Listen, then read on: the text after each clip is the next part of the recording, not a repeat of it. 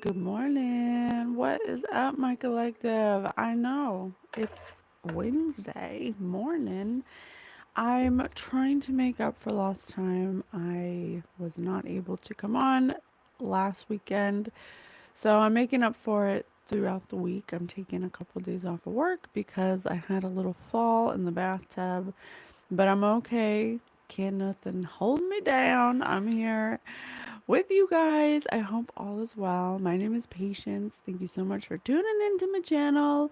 I'm your favorite spirit medium, host of Spirit News on all major platforms. I'm here with my very own spirit team, the Guild of the Golden Triangle, Mish, Mirabelle, and Mantis. Everyone has a spirit team. We're here with our own. Everything Earthy! Getting it a whoop. Good morning, sir. Wow. Your presence in my life twice this week. Thank you so much. I appreciate you. Thank you for sharing your energy with me. Please don't feel it necessary to super chat. I am just happy you're here. Your presence is all that is needed. Necrometer said, I acknowledge you. Yes, I acknowledge you. So thank you for all your questions all the time, everything artsy. We're really honored that you feel we can answer questions for you. That's all we need. So we're here doing another one. Now listen, I was supposed to do, maybe that's why I fell. I'm not sure. But I fell in the bathtub on Saturday night. And I did a wedding, so I had to work Saturday. So I was gonna do two Sunday to make up, but then I fell Saturday night in the bathtub. I just super chat so new members know this is the place to be. Aw. Well, I love that. I love that you are so nice to do that. And I hope that it spreads like ripples in water to everyone so we can all help each other grow. And I love that so much. Thank you so much for doing that. But I'm so happy to be received right now in this way with this energy because this energy is weird. I have some things that came up, so we'll talk about it, but I did fall in the bathtub. I was shaving my legs and some soap. I had my leg up and some soap got under my other foot and it just like came out from under me. 42 years and that was my first time slipping in the tub like that. And I hit my head. We have an iron tub, an old iron tub from like 1959, and it's just so hard. It's not plastic. It's literally metal. So um, I was supposed to do Ed and Lorraine Warren's reading on Saturday. I mean on Sunday, but I didn't get to do it. So I've been contemplating if I should do it throughout the week. But honestly, your advice and general thoughts helps in ways I can't explain. Oh my gosh, that's incredible. Well, you know what? They help for me too. All the advice I get and my spirit nuggets are from spirit. And that's the experiment that we're running as a medium, actually following the advice we get from our spirit team, as long as it's with love and it's with kindness and it's with a gentle guiding nature. We actually implement their advice that I asked for.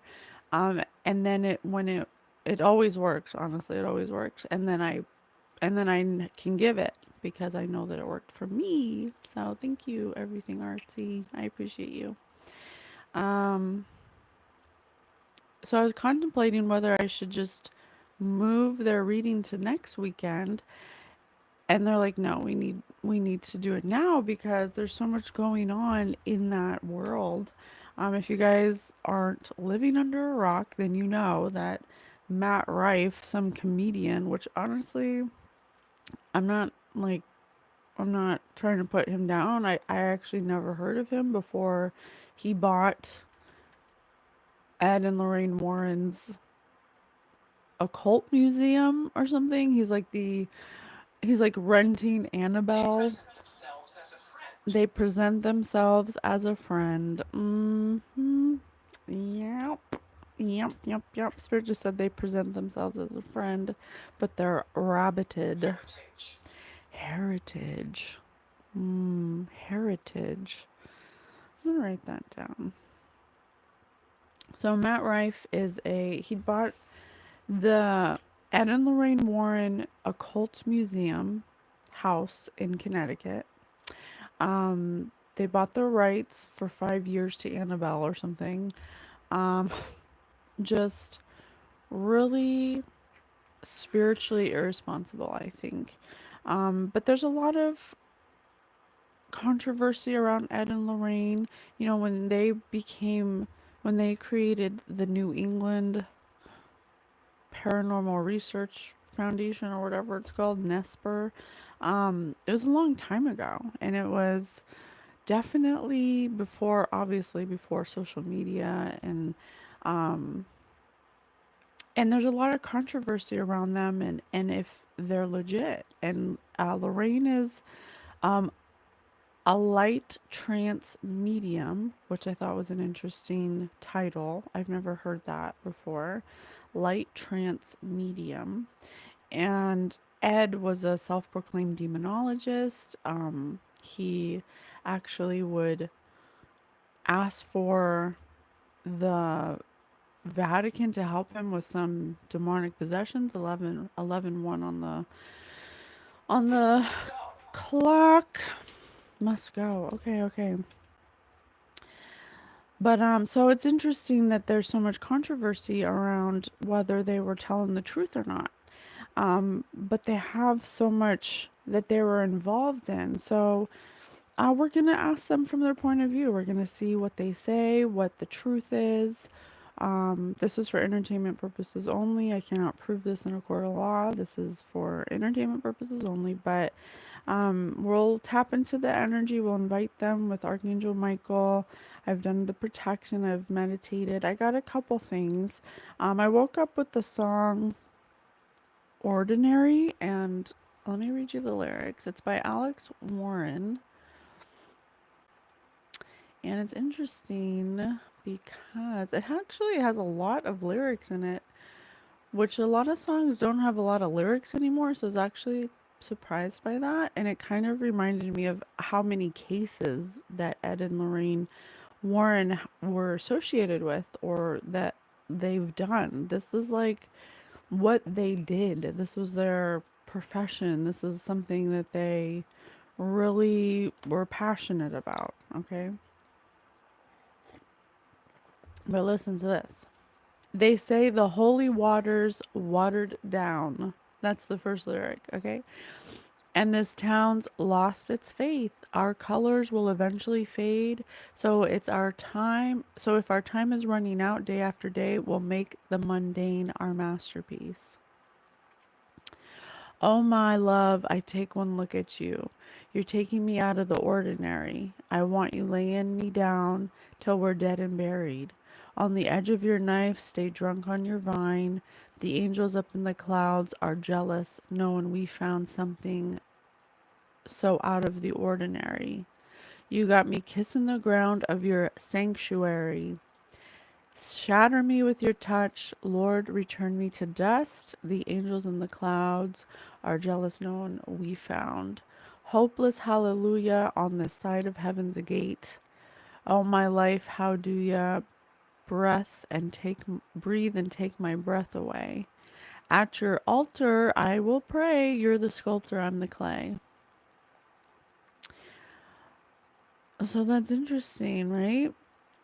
Something so heavenly, higher in ecstasy whenever you're next to me.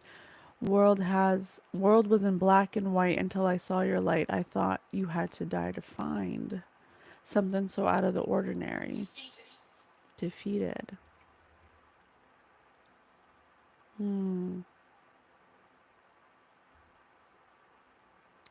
Yeah, so and then when I was looking up, because when I was hearing the song, I didn't know the words. I didn't know what the song was called. I just knew the word ordinary. So when I looked it up, there was no ordinary. And this is about, it says, this one's by Labyrinth. And it says, oh, this no ordinary love. Yeah, me in awe of you now. This unconditional devotion got my heart so wide open, lifting my spirit like a Holy Ghost. And then that's really all it says. Me a whole new meaning, meaning I've got a person that made me believe in more. So there's something about perhaps Lorraine's uh I've had it. Lorraine's abilities, um, and her faith in her abilities.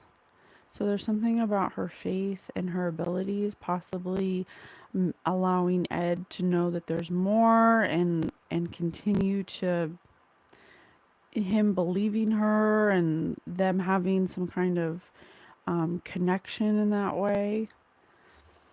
So I'm not sure exactly like if that's it, but that's kind of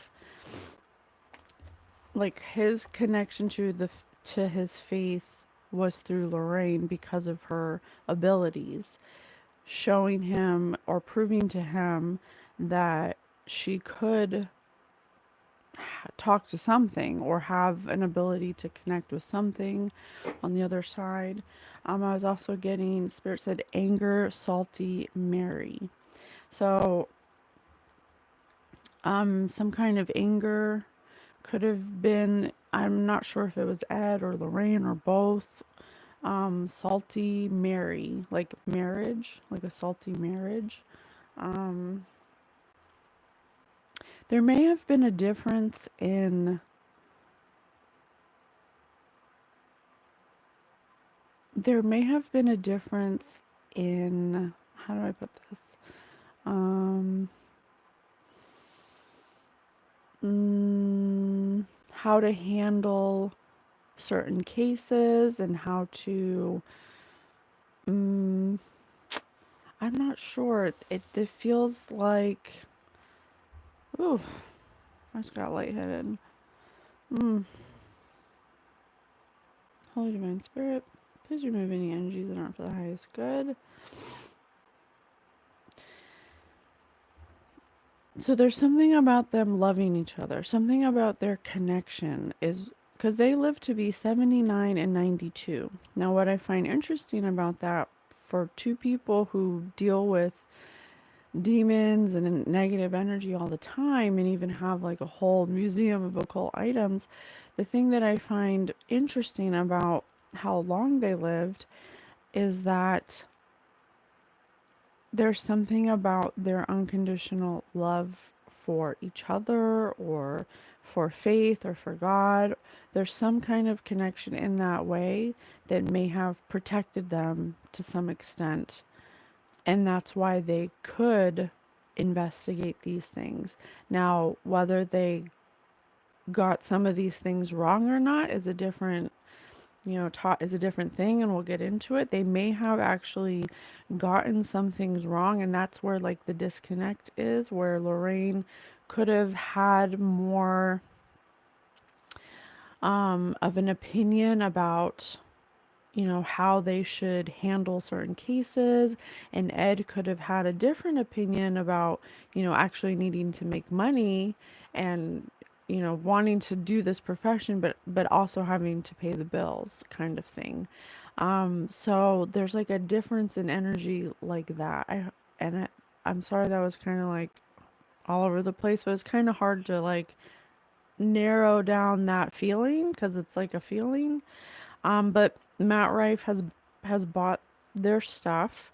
Um, and we just did a reading with Dan Rivera, who has recently passed away. He died of a heart attack in Gettysburg, Pennsylvania, a highly charged negative ley line area with a lot of trauma from war. So very interesting. We're gonna see what they say. How do they feel about, you know, their the curse spreads. Oh my gosh, Spirit just said the curse spreads. Yeah, I definitely, in my opinion, think it's a horrible idea. You don't want to take cursed items on tour. That's a horrible idea. Like, I don't understand. You don't want to make occult, occult, um, cursed items be part of some kind of tourist attraction because these people clearly don't know anything about energy. And it's a horrible idea, I think. Okay. So, thank you, Ed and Lorraine Warren. Light flicker. Okay. Please tell us more. What do you want us to know? How do you feel about this whole tourist attraction? Lower the boom. Lower the boom. Mm, yeah, an all-time low. This is an all-time low. This boom. There's gonna be a big boom about this. There's gonna be stop the music. It should be stopped before the seas get too high. Age before beauty. Age before beauty. Yeah, this Matt Rife person, he's just a face. Stir up a hornet's nest. Yeah, this is a young person that knows nothing about energy. This is a person that's very immature emotionally. This is somebody who's just interested in money, basically. Sowing your wild oats. Ghost writer. Cannot make it up. Ghost writer. They're interested in getting on the stick. They're inter- they're interested in making money, and as much fun as a barrel of monkeys. They're trying to. They're upset. They're upset that their life's work is not being taken seriously. I think that was another thing that came up when I was tapping into the energy. Um, and I kind of really flesh and blood, yep, holding down the fort, nuts and bolts. Don't rain on my parade, flesh and blood. Yeah, have the last laugh, gold brick, splitting into the wind, blockhead, cheapskate. Yeah, okay, so this is what I was getting earlier. It was like Ed and Lorraine Warren, when you're dealing with supernatural things, when you're dealing with the other side, when you're dealing with having to have faith in things that you cannot see, I go through this too, and not to this degree because I'm not a paranormal investigator. I'm just developing my notice and what is connecting me with them, what they also noticed, but perhaps didn't deal with it or know how to deal with it properly. And I'm not saying I know how to deal with this properly. I definitely encounter it, but it's people's inability to accept non-physical phenomenon as legitimate. And I know that's really hard for people to do because this is the world of physicality. And if there's no physical scientific evidence to prove something like a science experiment, then it often gets tossed aside by skeptics because we live in a very patriarchal society that requires physical scientific proof. But the thing about non physical energy is that it's not going to always come in that way. And that's where the faith comes in. That's where the knowing, that's where your abilities come in, where the clairsentience comes in, where your non-physical abilities who beat your ass, lady, the bathtub beat me up, um most likely, where your non-physical abilities are the gift that creator has given you to interpret non-physical energy, which is also here at the same time as being physical. So we have lost touch with that part of ourselves and we're really far away from that. And that's something that you tap into with your balanced feminine energy. Your feminine energy is what picks up on the non physical information of non physical reality. And that's kind of like the double edged sword of paranormal research. You you can be somebody like Lorraine Warren, she was a medium. And so she absolutely had her reality was that those, that world is real. But trying to prove it to people who can't experience that reality is really difficult. And I've learned that I just have to let it go. And if whoever wants whoever wants to believe or wants more information will be attracted to me and I will give what I can in that moment, but I can't go around pressing what I know to be true to people who are not ready to be open to that information. Everybody's on their own timeline, everybody's going into this energy in the level that they need to be going in.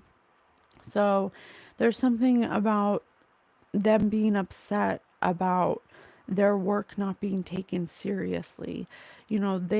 It's kind of like it's okay for us to profit off of our work because we're doing the work and we're the ones that are going out and investigating and putting ourselves in those positions to understand that energy.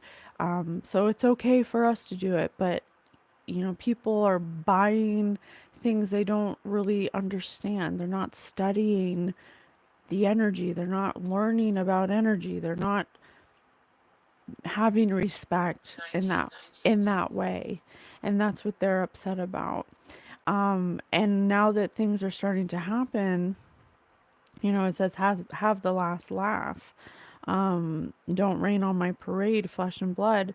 The veil's getting thinner, and there are things that are going on that may be proving that this was a bad idea and that they were onto something, and maybe they weren't perfect people. They weren't that cursed.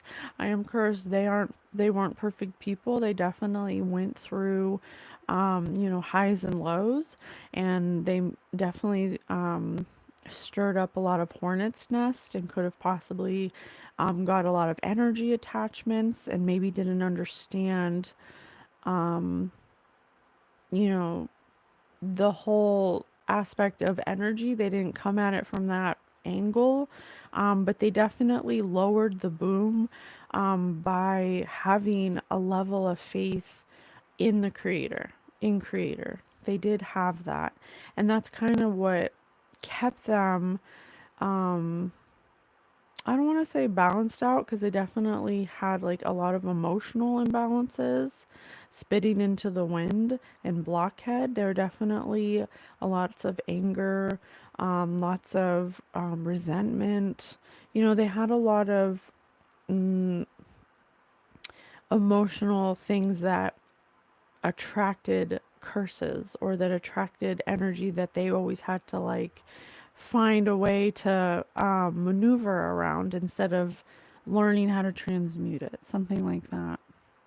So they are upset about what's happening, or they disagree, I should say. They disagree. They want to stop, it says stop the music. They thought somebody was holding down the fort, someone who knew the nuts and bolts, someone who says age before beauty, so someone they thought would have handled their fort much better.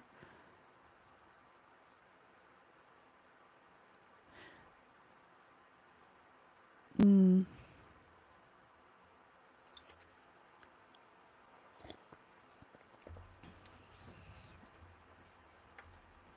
I think it all comes down to the fact that it's it isn't wise to exploit non-physical phenomenon or paranormal activity.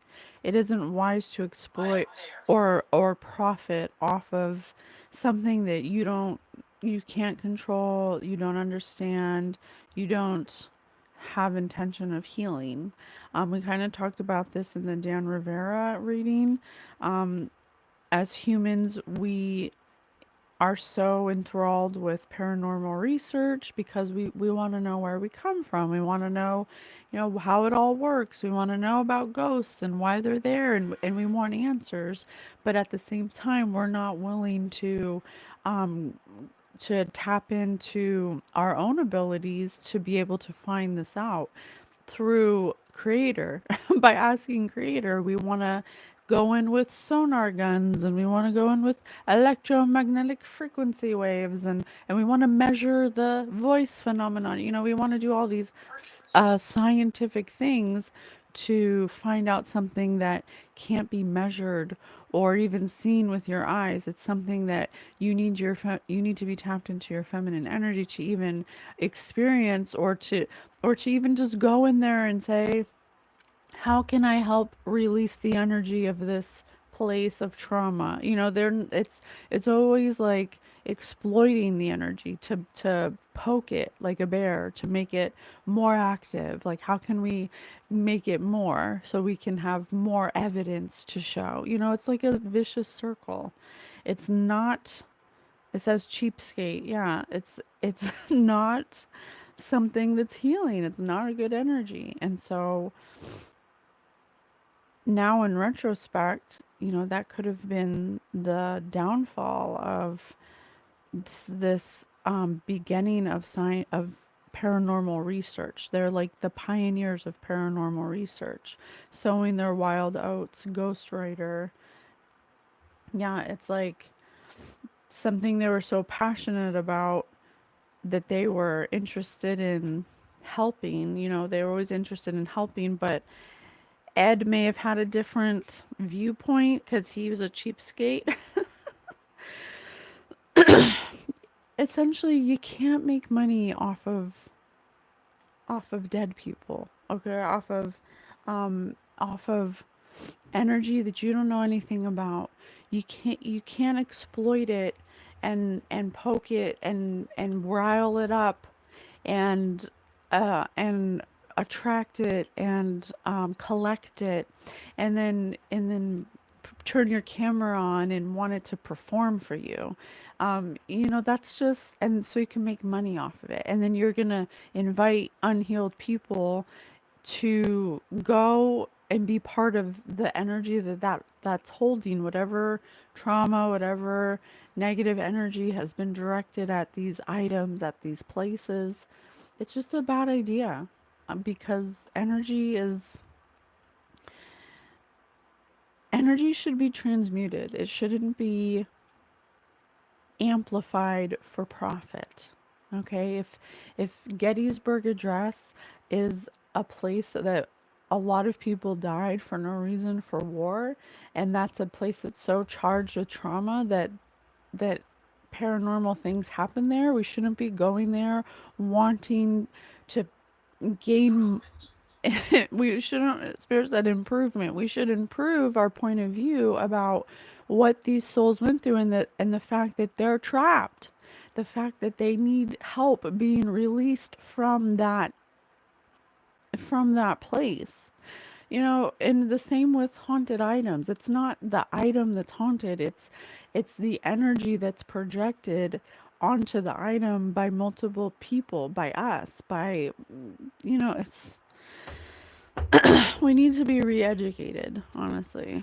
We need to be we need to be re-educated about how we approach paranormal research. Are you really doing research, or are you just trying to profit off of pain and suffering? You know? Ugh. All right, what else?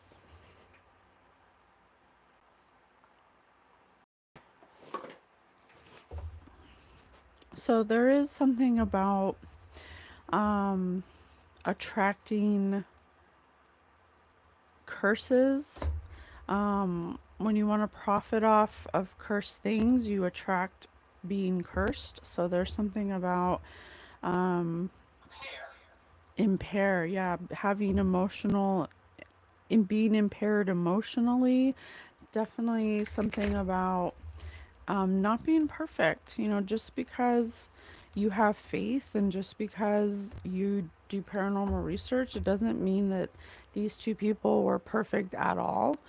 There's actually a lot of resentment and anger in this energy towards each other. So tell me more about that.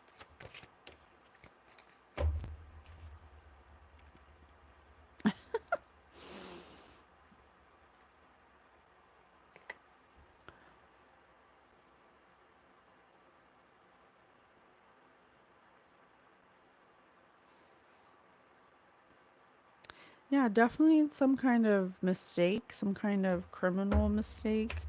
Um, something that Lorraine may have had to like look beyond, or something that she was very angry about, or there's also like a child in the back. See that little child right there? Um, something about something awkward, some kind of mistake that could have definitely been criminal. She could have resented him for that. He often could have possibly looked away or not addressed it or dismissed it or was very dismissive about it. Something that he didn't want to openly, or something he wasn't completely honest with himself about, something that he definitely did that was frowned upon, that he could have received criminal charges for, possibly something with a minor. That's was something that was a big conversation in their argument, something that came up a lot, something that Lorraine couldn't let go of, or something that really affected her, um, something that she couldn't let go of.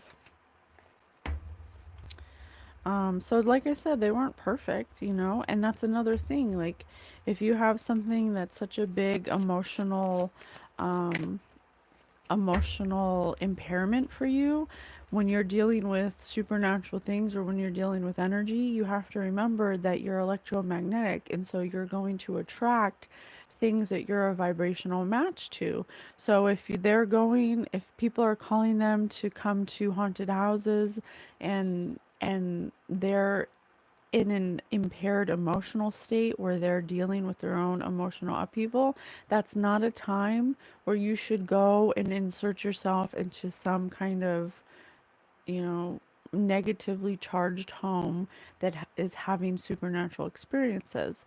That's not deathbed. That's your deathbed. You shouldn't be doing that. You have to I'm not saying that you can't have emotional turmoil, because we came here to have an earthly life to experience emotion, spirit just said consciousness, but you have to be willing to heal or transmute or really know your stuff about energy before you enter or associate or be in vicinity of things like that. Okay? Otherwise, they're going to affect you. They're going to affect you. They're going to um, affect your emotions based on what you match to them. So, Ed Warren could have possibly been in the doghouse a lot. He may have had, he may have started to have kind of an attitude of wanting to be solo or wanting to work alone. There's also another dog. There's three dogs. Having someone, Lorraine was very loyal to him. Lorraine was very loyal to him. He may have started to time change. Yeah. He may have started to be disinterested in Lorraine, but she was very loyal to him. He may have had dreams of him going solo, but he couldn't exactly break away because of what they did together. They may have not, there's something about them, and what I mean did together is their paranormal research, you know? Because see, Lorraine Warren's the loyal friend, the loyal dog laying in bed to him, and he's having spiritualist, yeah. Like I said, they had a separation of beliefs of how they should move forward when it comes to the paranormal research. Ed may have wanted to do more of like um profiting off of what they're doing, and Lorraine wanted to do more of the healing part. And I'm not saying Lorraine was perfect at all, because she definitely harbored some anger and resentment and was not transmuting that. But they definitely had a difference of opinion of how they should approach their paranormal research together. Their communication about it was always high on high. It was always a big topic of discussion or a big cause of arguments, because he was in his root chakra wanting, he's like, well, we need money. We can't keep researching paranormal stuff or healing it if we don't make money. So at some point we have to do something to make money off of this. And so he kind of was going in that direction. Um, yeah, studio. Yeah, wanting to create an umbrella, umbrella corporations, something that would be, something they could make money off of. So that's the thin line you walk. It's like the minute they decided to exploit for profit something that they could have very well been able to heal in certain cases, in certain situations, that may have been where like the tide turned, and that's where like emotional upheaval could have been something that was very prevalent in their relationship.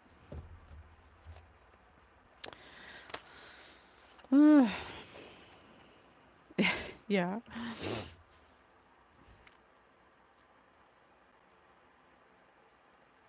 And I have right here, where was it? Uh, spitting into the wind, stop the music. I thought I saw something about a fire. Oh, a firebug. Yeah, it was definitely became more like putting out fires, because when you have anger and resentment and you're not healing that, and neither of you are trying to resolve it or with love, or that becomes an anchor, that becomes an energetic match. And so every haunted house you go to, every place you go to that has some kind of charged energy in there, it's going to cause turmoil. It's going to reflect that energy in your life. It's transferring.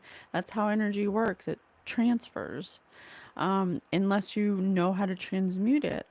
But you have to be willing to transmute it within your own life too. I hope this makes sense. This is kind of like advanced energy education. Um, and so you have two people here who aren't talking about something, who aren't resolving an issue in their relationship, and then they're ignoring that part, but still going and exploiting energetically charged, negative energetically charged places, with that energy. So they're attracting negative energy. That's how it works. You have to be the highest charged energetic presence in that place in order to transmute it. If you're matching it, then you're going to experience the matching of the energy. That's how energy works. Nothing that doesn't match you can't affect you. Spirit always says it's like a marble on Velcro. You're the marble. Your field has to be like a marble, and it won't, anything that is rougher than a marble won't stick to you because you're not an energetic match to it. But once you start having emotions that you're not, of resentment, of anger, that you're not, that you're salty about, that you're not resolving, then every place you go to is going to attract or match the energy that you're in.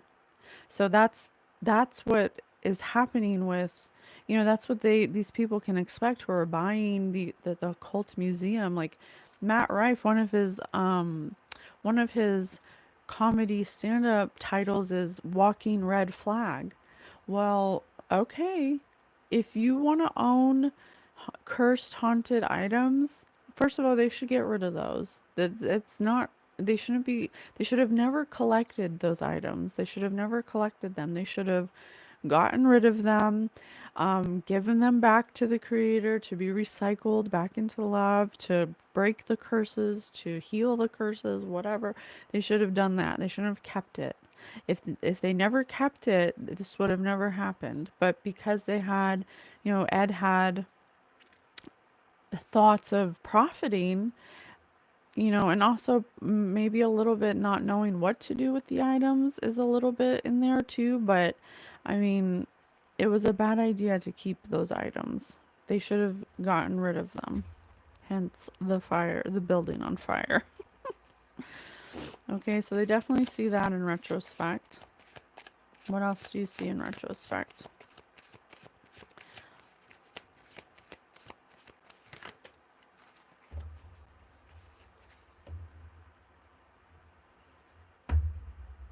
Hmm.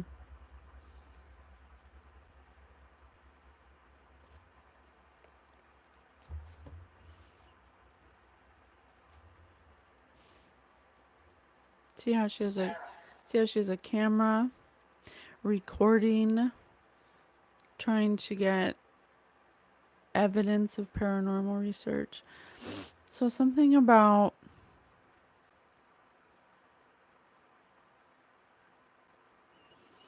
where there's smoke, there's fire. Something about having, yeah, look how unaware this boy is that there's a bear behind him. Yeah, having complete unawareness of your surroundings on a non-physical level. In retrospect, going into places where there were bears energetically, going into places with a camera trying to capture, like, it's just not a good idea. It's not a good idea because the people who are going and researching paranormal stuff are not healed. They're not healed people. And so you're wanting to go into places that you're matching energetically. You don't even understand the implications of doing that, of attracting things that you're matching at. It's where there's smoke, there's fire. It's like looking the other way when bad things happen in your life, or you start to receive complications, and we don't even think about the spiritual world as being involved at all in what is happening around us. And I'm not saying that it's always something spiritual, but sometimes it is, especially when you're in this profession. When you're in this profession, or when you're trying to play with fire, you're gonna get burned.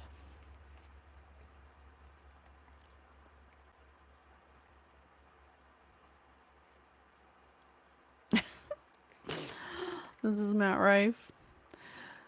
He's like, I caught a big fish. It's gonna be big. And everyone in the background's like, no, don't do it. It's a horrible idea. Yeah. Everyone told him not to do this.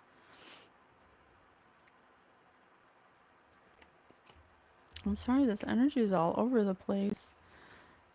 Maybe because there's two people. I don't normally read two people at one time. Oh.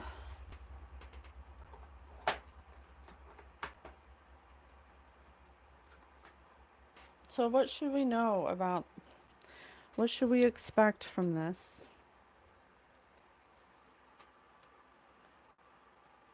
What should we expect from this situation? Or what should we pray for? I mean, I have no idea. The Renaissance.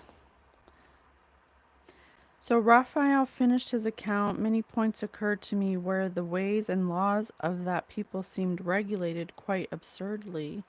For example, their method of waging war, their religious practices, and other institutions of theirs too, but particularly the foundation stone of the whole government.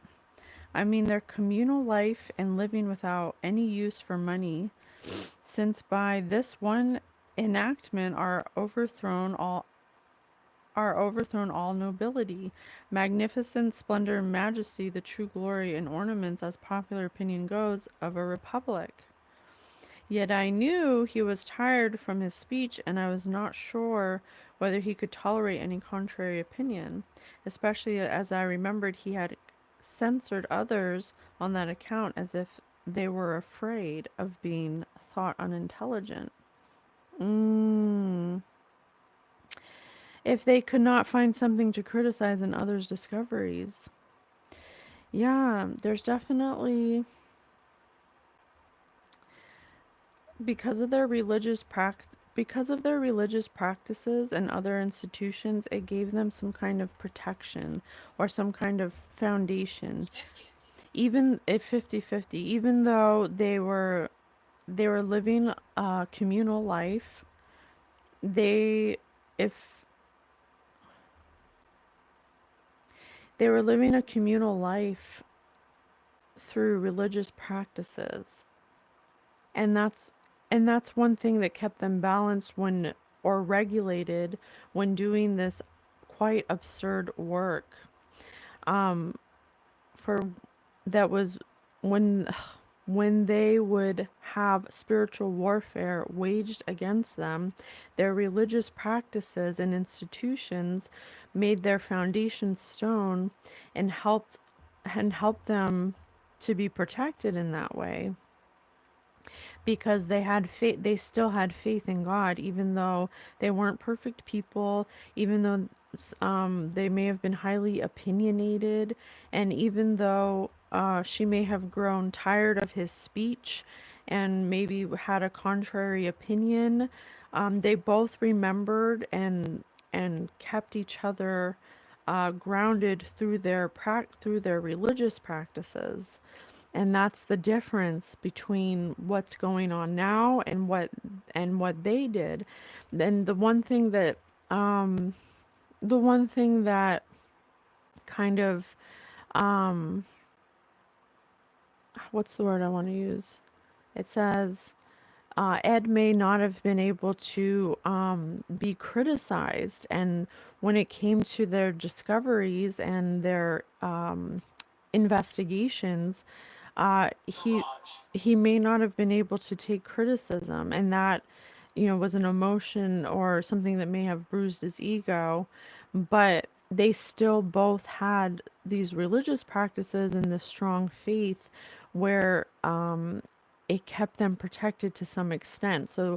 But it may have worn them out in to a degree, because neither of them agreed on certain things of how they should approach their investigations. And there's something about Ed wanting to have true glory, magnificence, and splendor from the opinions of others. He wanted to be viewed as somebody who was a go-to person for this type of information, but at that time people weren't readily ready to admit this type of in, this type of stuff, this supernatural stuff, and so that really got to him. So that's something that was balanced out, or something that made him angry. But there's something about their religious practices that helped them stop from being having spiritual warfare brought against them from wretchedness.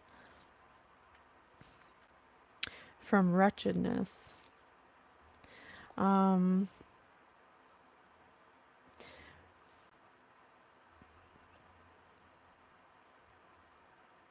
pride did not fight against it. Yeah, they may have been proud in some areas of their life, but when it came to their belief and their faith, that was one thing that they both unconditionally loved about each other, or that they had within each other, that brought them authority, that gave them spiritual authority. Come through, Spirit. And that may have been part of why it would make Ed so upset when there was skeptics, or when people came up against him about, what they experienced, because they both had so much faith in God, and that is what actually kept them protected from disadvantages, from curses.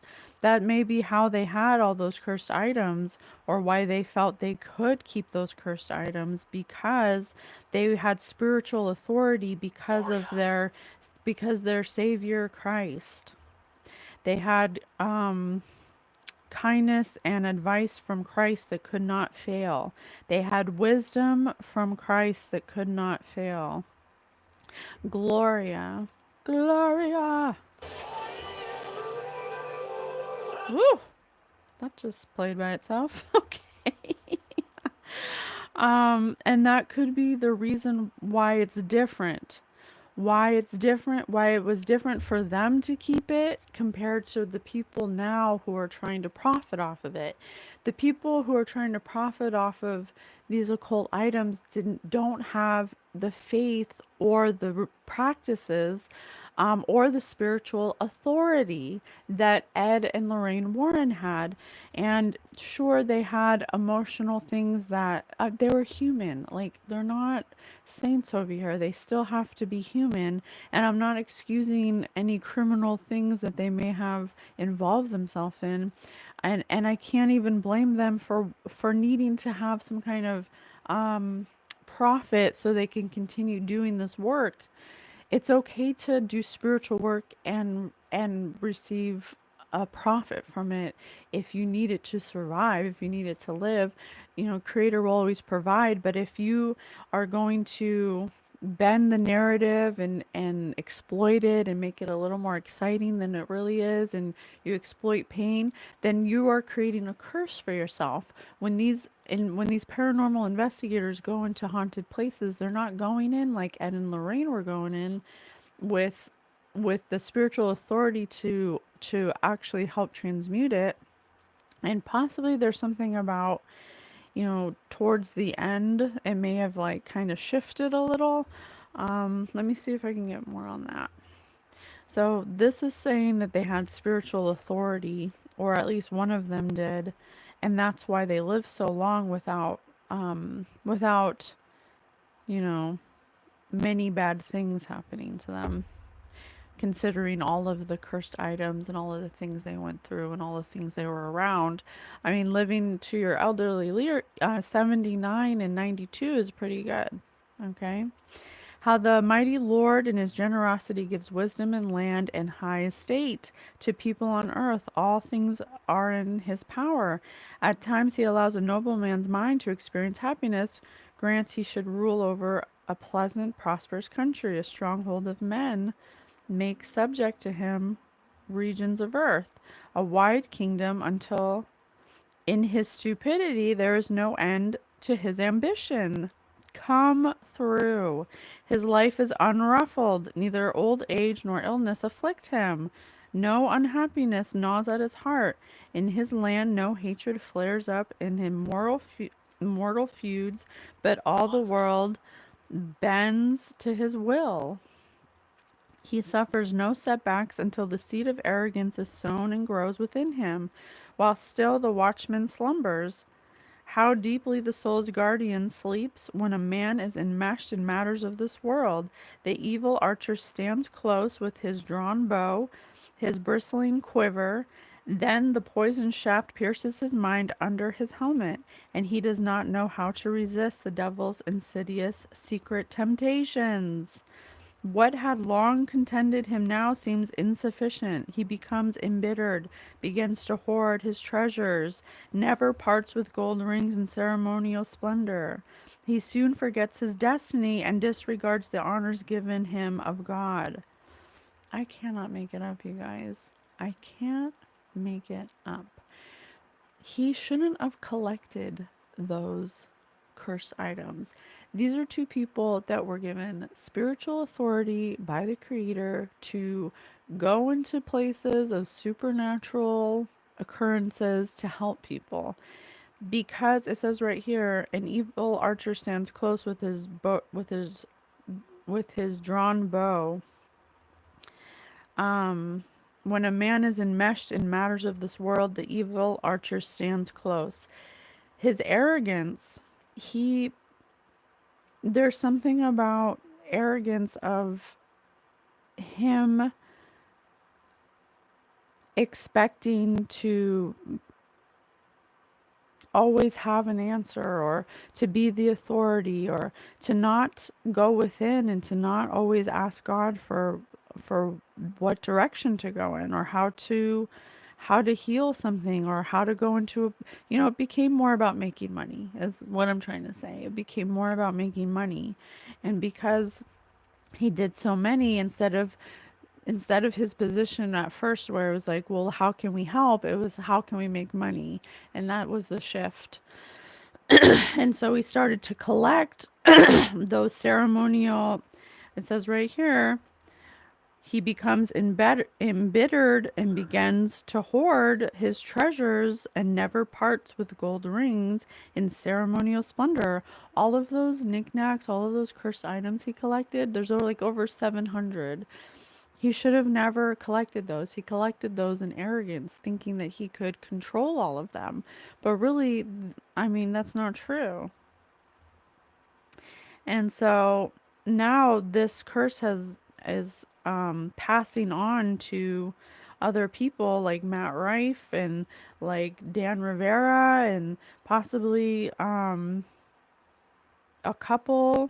I don't know who the couple is. Maybe someone related to Ed and Lorraine. About keeping, never wanting to part with gold rings, hoarding ceremonial treasures.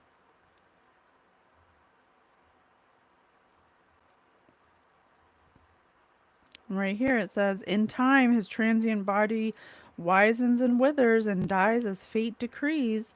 Then another man succeeds to his throne, who gives treasures and heirlooms with great generosity, and is not obsessed with suspicions. Arm yourself, dear Beowulf, best of men, against such diseased thinking. Always swallow pride. Remember, renowned warrior, what is more worthwhile? Gain everlasting? Today and tomorrow you will be in your prime, but soon you will die. In battle or in bed, either fire or water, the fearsome elements will embrace you. Yeah, this is a curse that's just passing on. Confirmation. It's just passing from person to person until whoever gets these collected ceremonial items, or this spirit said heritage before, whoever gets these inherited items that they buy that they spend money on and then expect to make money off of, you have to let that go. Otherwise the curse is going to continue. There's going to be things that happen to these people that may destroy them. It could be emotionally, it could be energetically, it could be, monetarily, it could even be their life, because all of these things are cursed. And there's also a curse from collecting them, or thinking that the curse is thinking that you can profit off of the pain that these items are charged with. That's the curse. And as long as you keep thinking that you can profit off of them, then you will continue to experience that curse. But as soon as the person who comes along that actually wants to destroy them, that actually wants to release all of the pent up energy that is been projected at these items, and actually have it be recycled back into Mother Earth to be recycled back into love, that's when the curse will be broken. Anyone who comes close to these items that isn't walking in faith or doesn't have spiritual authority is not going to experience a good time. Okay? They're going to be exhausted, they're going to lose sleep, their bones are going to hurt, they're going to experience night shadows, they're going to experience unsettledness, they're going to feel chased.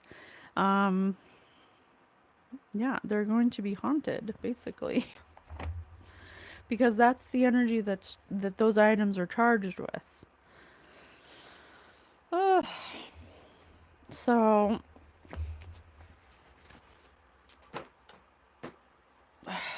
any last words, Ed and Lorraine? Is there anything you want to say to us to end this?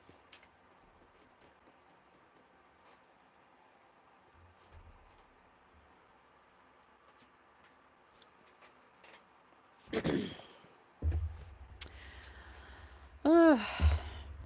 Metaphysics, Aristotle. We ought to say whether it is the task of one and the same science or of different sciences to study both. The axioms, as they are called in mathematics, and 20 substance, evidently it is also the task of one and the same science, the philosophers, to examine these, since these belong to all beings and are not distinctive of one genus in separation from the others. Every scientist uses the axioms because they belong to being in so far as it is being, and each genus is a being, but each uses them to the extent he needs them, and that is, however far the genus about which he presents his demonstrations extends. Clearly, then, the axioms belong to all things, as they are beings, for this is what all things have in common. And so it is also the task of the one who knows being in so far as it is being to study the axioms. This is why none of those who investigate a special area, for instance, a geometer or an arithmetician, undertakes to say anything about whether or not the axioms are true. The one who did so were some of the students of nature, and it is not surprising that they did this, since they were the only ones who thought they were examining the whole of nature and examining being. In fact, however, there is some one still higher than the student of nature, since nature is only one kind of being, and so investigating these axioms will also be a task of this universal scientist. The one who studies primary substance, the study of nature, is also a type of wisdom, but not the primary type. Come through, Spirit, the wayward Spirit. Making deductions about things you don't understand and claiming that you're investigating it through science, but not even being wise enough to know that there are other types of investigations and other parts of the studying that you need to be a student of. Examining things in whole of nature and presuming that science is the only way to come to an understanding of things you don't understand is a misunderstanding. You can't go into something you don't understand and investigate something that you don't understand and expect to have an understanding because you're scientifically investigating it. When it comes to supernatural, non-physical things, you have to have spiritual authority in order to be able to investigate something like that. You can't have no spiritual authority or faith or even any, if you have no relationship to the creator or your angels or your spirit guides, and you're not constantly in a state of transmutation and doing the work, and you're not even balanced in your masculine and feminine energies, you should not be investigating or taking up things that you don't understand. And That is the lesson here. Ed and Lorraine Warren started with spiritual authority, and the only thing that kept them grounded for so long is their ability to go back to their spiritual practices. That is the reason why they were able to keep these items, but not without emotional turmoil. They still experienced many difficulties in their relationship, but they always came back to one common denominator, which is their spiritual faith and transmuting the energies and protecting themselves to an extent. But the curse that is passed on to people who do not have spiritual authority, that are claiming to want to investigate or keep the investigation going of paranormal research. And that is not true. The true reason they want these things is for money. And so when you go into an investigation of paranormal research and you have no spiritual authority and you have no faith and you have no connection to your spirit guides, you have no connection to your feminine energy or your intuition or anything like that, you're asking for trouble. And that's what we need to understand about energy. It can, you going to haunted houses, going to graveyards, doing Ouija boards, having seances, in entering into places where there's a lot of suffering and pain as a tourist attraction is a no. It's a big no. Unless you want to do spiritual work and get yourself to a place where you're not matching that energy, then it won't affect you. And those are the kinds of people that we need to help go into these places and to heal these things, not to profit or exploit them or get scientific evidence. You're never going to get scientific evidence of non-physical things. It's called clairsentience. It's called inner knowing. It's just a knowing. It's not something you have that's going to ever satiate the scientific mind. That's the whole point of faith. That's the whole point of faith. Ugh. So that's the difference between Ed and Lorraine Warren and every predecessor after them that comes into contact with their items. Their devout faith is what kept them protected most of the time, even though they were infiltrated by, emotional turmoil and exploitation. The thing that kept them going for so long is having some kind of faith. So the people who are coming into their collected items are not going to take care of them the same way that Ed and Lorraine Warren did, and it's going to be a problem. So how can we heal it? I don't, once that tourist attraction opens, I don't think you should go. It's in my advice to not go pay to go to the tourist attraction that has over 700 cursed items. I don't think you should do that. That's a big mistake. Your mind is an altar to source energy. Exactly. Yeah. If you want to go visit things like that, you need to work on your own mind and you need to connect to source on your own. You don't need to seek out haunted items to have an experience. Devotion unites me with the infinite. Yeah.